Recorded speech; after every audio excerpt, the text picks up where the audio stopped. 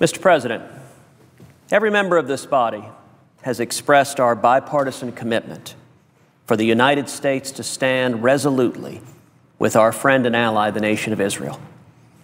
Doing so is right, and it is overwhelmingly in the national security interest of the United States of America.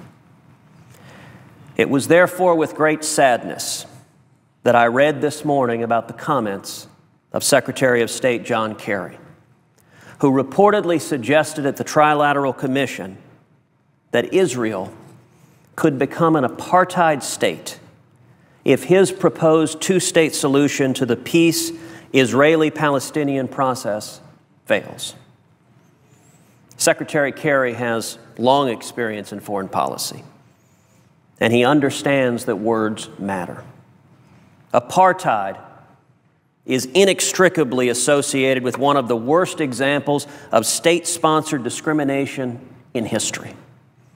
The apartheid system in South Africa that was ultimately brought down by the heroic resistance of Nelson Mandela inside the country, supported by a concerted campaign of diplomatic and economic sanctions by the international community.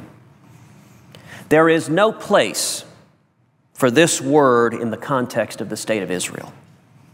The term apartheid means apart, different, isolated. The state of the victims of apartheid, with which the Jews are tragically all too familiar. The notion that Israel would go down that path and so face the same condemnation that faced South Africa is unconscionable.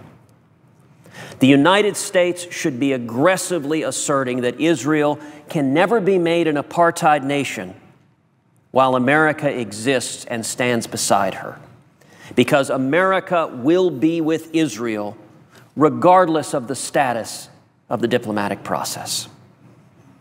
15 months ago, almost to the day, John Kerry was confirmed by this body by a vote of 94-3.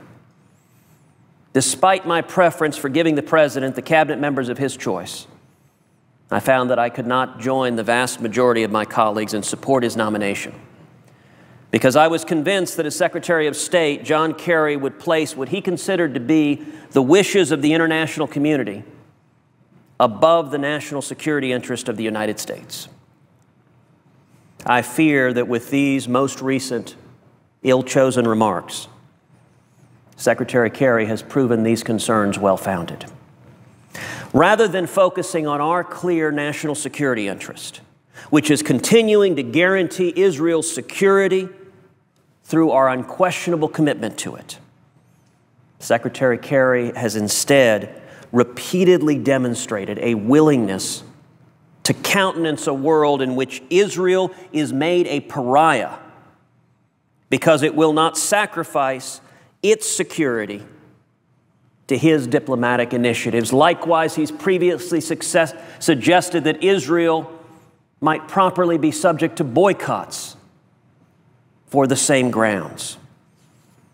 It is no wonder that Israel's defense minister remarked in January that, quote, "The only thing that can save us from John Kerry, can save us, is for John Kerry to win a Nobel Peace Prize and leave us in peace."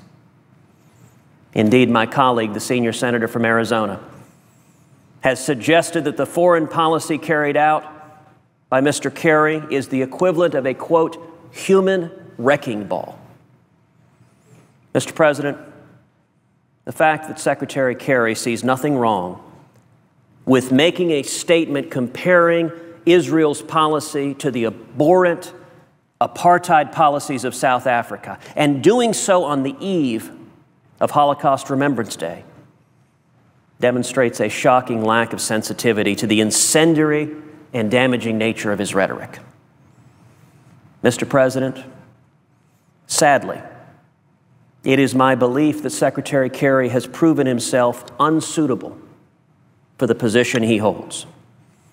And therefore, before any further harm is done to our national security interests and to our critical alliance with the nation of Israel, that John Kerry should offer President Obama his resignation, and the President should accept it. Mr. President, I would suggest the absence of a quorum. Clerk will call the roll. Mr. Alexander.